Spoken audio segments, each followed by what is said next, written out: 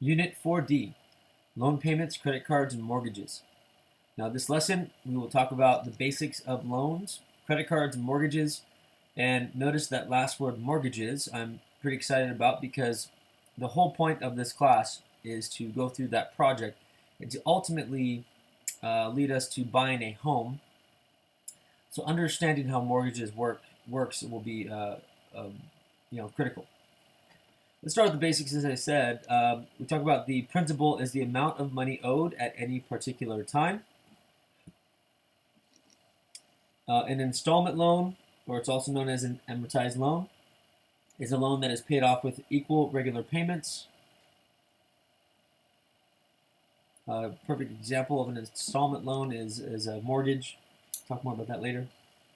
And a loan term is the time that you are required to pay off the loan in full. So you may have heard of like a phrase like 30-year fixed loan, which is like you must pay off the loan in 30 years, things like that.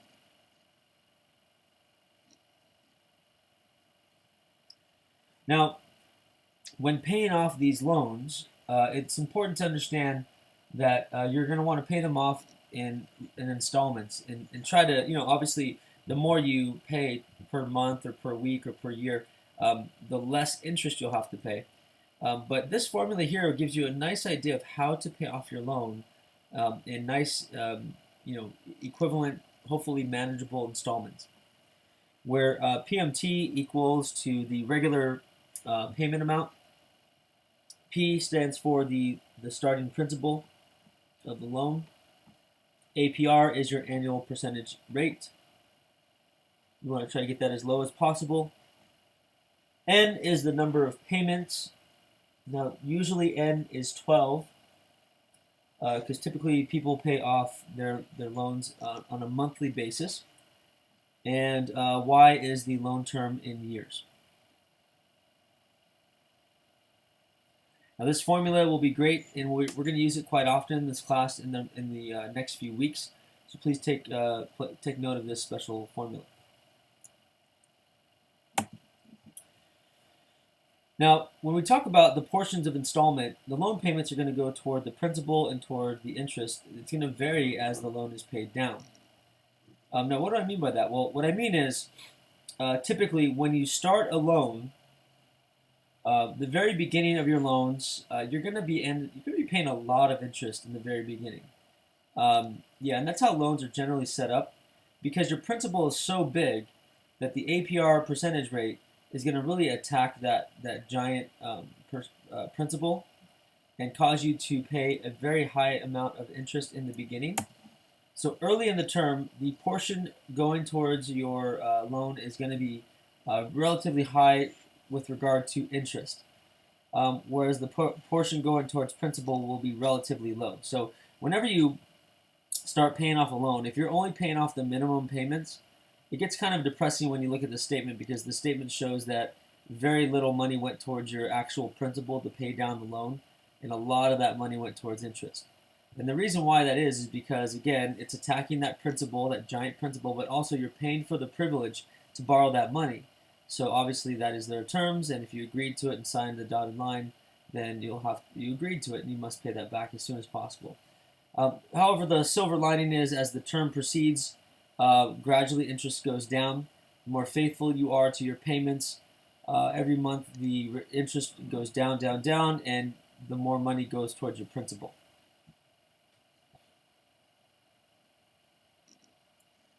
All right, for example, let's take a look at a student loan here.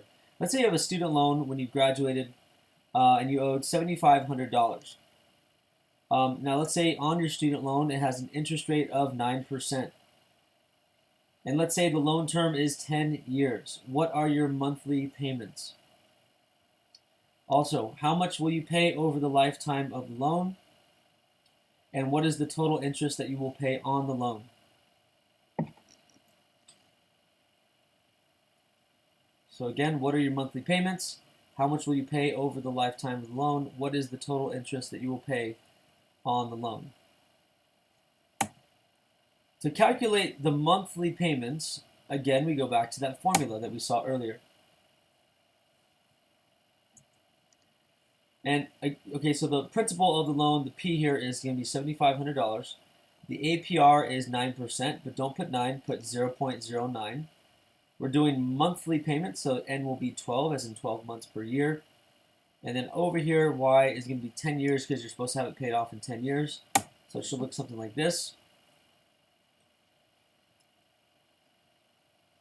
Hope this makes sense to you.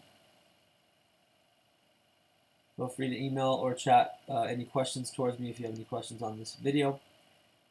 Let's go ahead and I'm going to rewrite it here. Now notice I have the same numbers. And some of you have some really nice calculators, and you can just pretty much just type this in your calculator and be done with it. And hit enter and you'll get to the answer. But some people don't have the nicest of calculators, and some of you guys might have to actually simplify this a little bit like that, and then maybe plug it in your calculator, or maybe even simplify it even more and then plug it into your calculator. And whatever suits you is fine. Just make sure that everyone in the class gets the same amount of $95.01. That's the whole point, is that we want to make sure we all get the same numbers. So everyone has different calculators, and it is going to be your job, your responsibility to understand your own calculator. So as long as you are getting $95.01, you're probably doing right. So your monthly payments are going to be $95.01 in order to pay this thing off in 10 years. Now that might not seem that bad to you. However, if you were to take that $95 and multiply it by 12 months, and then multiply that by 10 years, you're going to see it's not going to be $7,500. Now, if it was $7,500, then you're basically getting free money, that you're just paying it back for free, and not having to pay for interest. So, well, if you take the 10 years and multiply by 12 and then multiply by 95, you're actually paying back that $7,500 loan is actually going to cost you $11,401.20. Now, if you think, oh man, that's just way too much money, that's crazy. Well, before you think it's unfair, remember, you are paying for the privilege to borrow that money. And if it's a student loan, that's not such a bad thing, because student loans are considered what is known as good debt, like you're investing in yourself. So I wouldn't quite be that depressed about paying back $11,000. Because honestly, it's something that you are doing for yourself. You're hopefully getting a good degree that leads to a nice job, which ultimately pays good money, and that $11,000 in a few years won't seem like that much at all compared to what you're getting out of it. But just to kind of check to see how much interest was that. Well, you take the $11,000 and you subtract the $7,500, and we get roughly $3,901. So we roughly $3,900 in interest is being paid towards the privilege of being able to borrow that money so you can afford going to school. And as I mentioned before, the moment you start paying off this loan, for the first month or the first few years, your interest is going to be relatively high. In fact, let's take a look at a table. This table here represents the first 3 months of the payments you'll be making from that previous example. And so the interest here is going to be 9% APR. Okay, and essentially what you're going to be seeing here is that in the first month, notice that of the $95 you're paying per month, $56 of that is going to be just strictly interest. And if you subtract that 95 minus the 56, only $38.76 is actually going towards the principal to pay down that loan. So notice in the first month, not that much money is going towards the loan. Kind of depressing, but again, be faithful, be disciplined. And notice that our loan goes from $7,500 to only $7,461, so it's not that much of a difference. But something that's a little bit nicer is that if you go to month 2, not that much more is paid towards the loan, but notice that a little bit more money is being paid towards the loan each month. So here it's $38.76, then $39.05, then $39.34. And that's the idea. The closer you get to the 10-year mark, the more is going to be going towards the principal.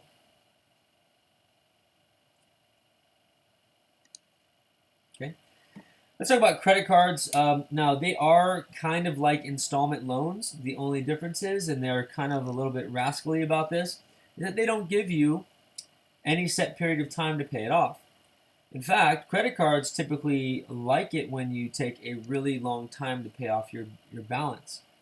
The longer that you take to pay off your balance, the more money they're making. So that's why they don't require you to pay off your loan or your credit at any given time. However, they do require a few other things. They require things like a minimum monthly payment.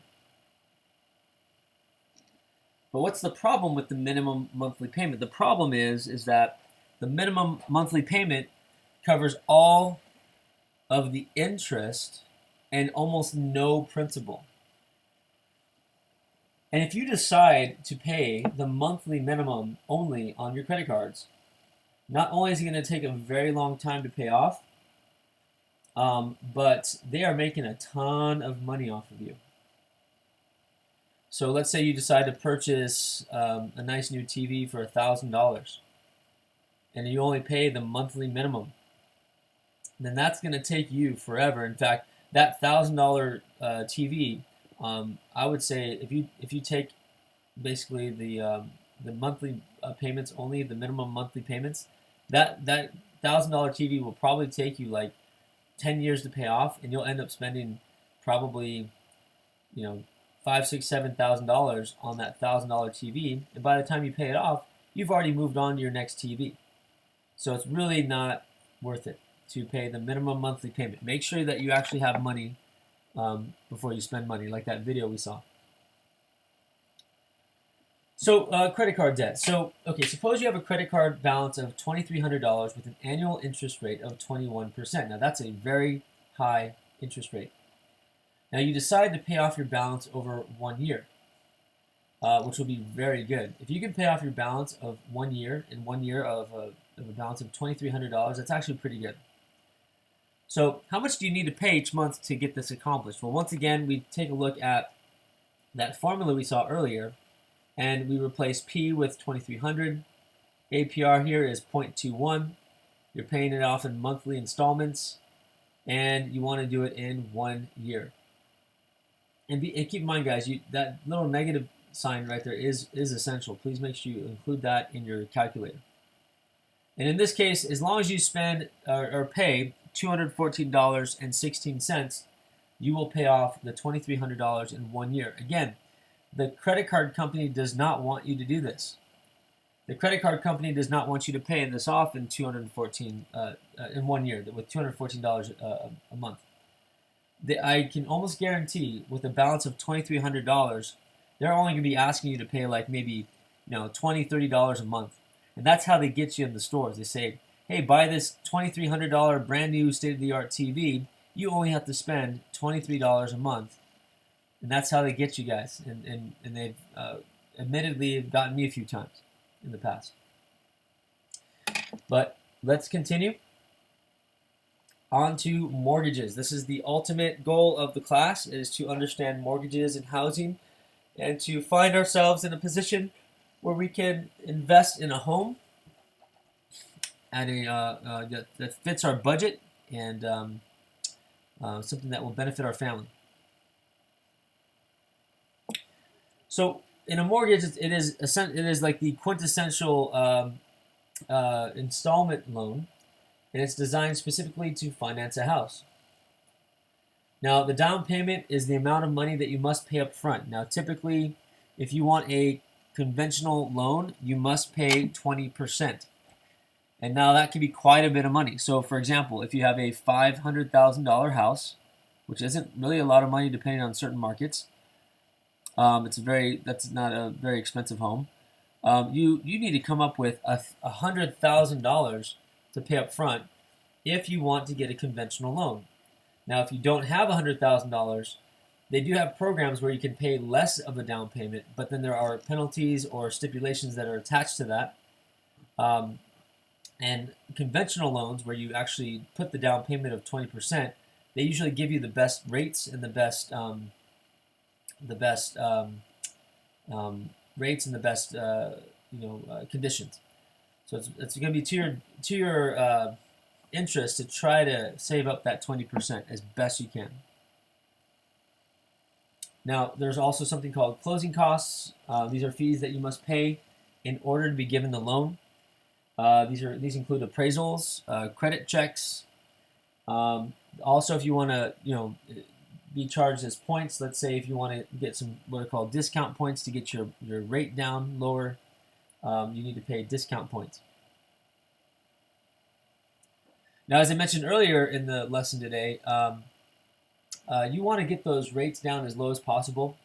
In particular, a fixed rate mortgage is where you can actually get a fixed rate that will not change no matter what happens to the economy, no matter what happens to your personal situation. That fixed rate will always remain.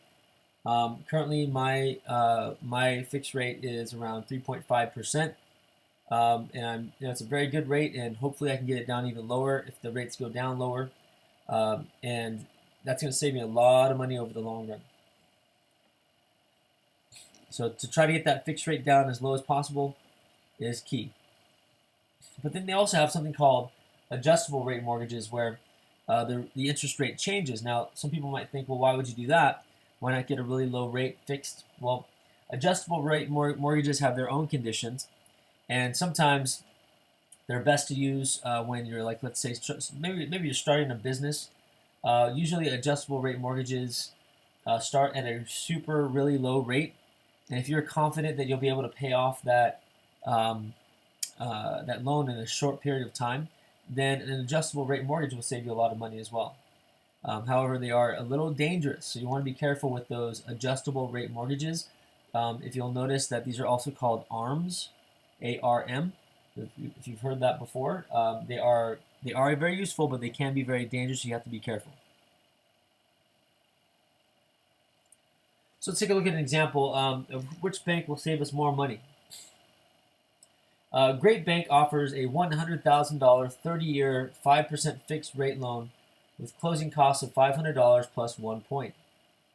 Big Bank offers a lower rate of 4.75% on a 30-year loan.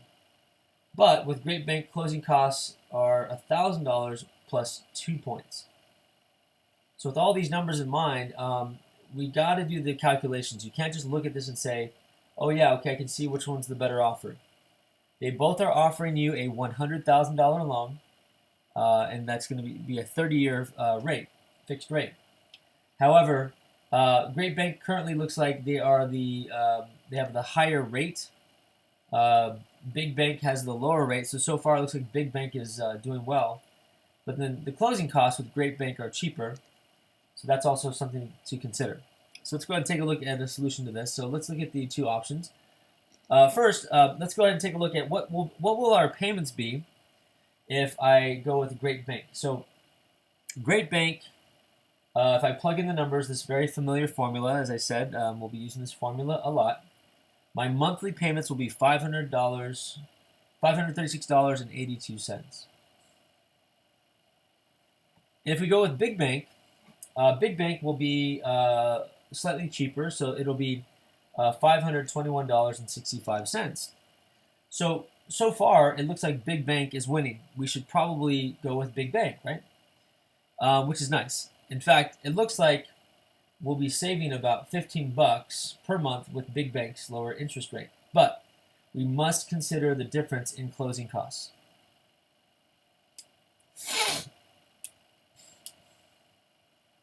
Now, you'll notice, guys, that Big Bank charges an extra $500 plus an extra 1 point, which is actually $1,000 on this loan. Big Bank costs an extra $1,500 up front. So what we're going to do is we're going to divide this to find out the time it will take to recoup the $1,500. So again, so far Big Bank is winning, right? Big Bank, the monthly payments are cheaper. However, up front, the $15 we'd be saving per month, we'd have to divide the $1,500 divided by 15, which gives us 100 months, which is 8 years and 8 1/3 of a year. So a little over 8 years.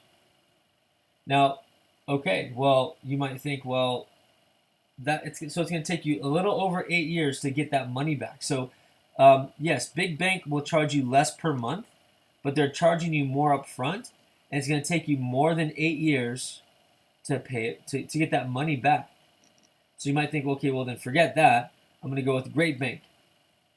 Well, again, it's still not quite clear because if you actually are going to stay in the house more than 8 years, then actually it's going to be wise to go with a big bank. So if you are going to be in, no, so if big bank costs you more up front but gives you a lower rate, if you know you're going to be in the house more than 8 years, it's going to be most wise to go with big bank. But if you know you're going to sell the house in less than 8 years, you should go with Great Bank.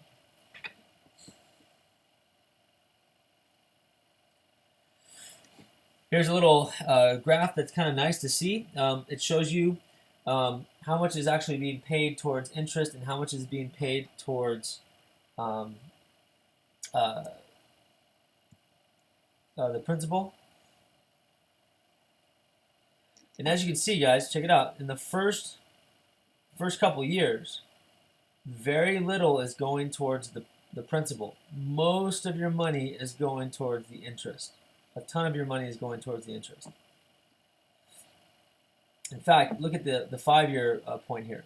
At 5 years, with a payment of $537, only 153 is going towards the principal, and 384 is going towards interest. So again, in the first 5 to 10 years, and even actually honestly the first 15, 20 years, it's a little depressing how much is going towards your principal, which is why I highly recommend that when you guys ultimately buy a house, try to make extra payments on top of the minimum payment that they're giving you. So if your minimum payment is $537, if you could try to find a way to pay $1,000 off each month, you're going to pay off your loan in way less than 30 years. Okay. All right, let's take a look at ARMs. Now, again, ARMs are nice. They're nice if you know what you're doing and if you are good at balancing your finances and paying things off quickly. So they can be very advantageous. For example, let's say you have a choice between a 30-year fixed loan at 4%, which is pretty good, or an ARM with the first year's rate at 3%. Now, you have a much better rate for the first year. But again, if we're talking about a house here, after 1 year, and you're depending on the market that this rate will stay here or go lower or go higher. Most of the time, it goes higher, if not every time. And suppose that the ARM rate rises to 5% by the third year. How will your payments be affected? Well, let's take a look at the solution here. So, first, let's take a look at for the fixed loan here. The interest on the $100,000 loan for the first year will be about $4,000. Whereas for the first year on the ARM will be about $3,000. You're saving $1,000 in the first year. So if you take that $1,000 savings in the first year divided by 12 months, you're saving $83 a month. Right? But then after that first year passes, you're no longer protected with your fixed rate. You're now at the mercy of the market, and that ARM will be adjusting as the market adjusts. So at the third year, let's say the rates reach 5%. Well, the situation is reversed. Now you are 1 percentage point above the rate of the fixed loan. So you're at 5%, whereas the fixed loan was at 4%. So instead of saving $83 per month, you'd be paying $83 a month on top of your already low, your already minimum monthly payment. So the thing is that what ARMs really do is they reduce risk for the lender, but they add risk for the borrower. So if you're borrowing based on a loan with using an ARM, you better be savvy with your money, and it better be for a specific reason. Don't just go get the ARM loan because it has a lower rate and they attract you with that nice lower rate and it gets you into the house or gets you into the business or whatever. Make sure that you are actually doing it for the right reasons. And I would consult financial advisors and and do a lot of research before you dive in.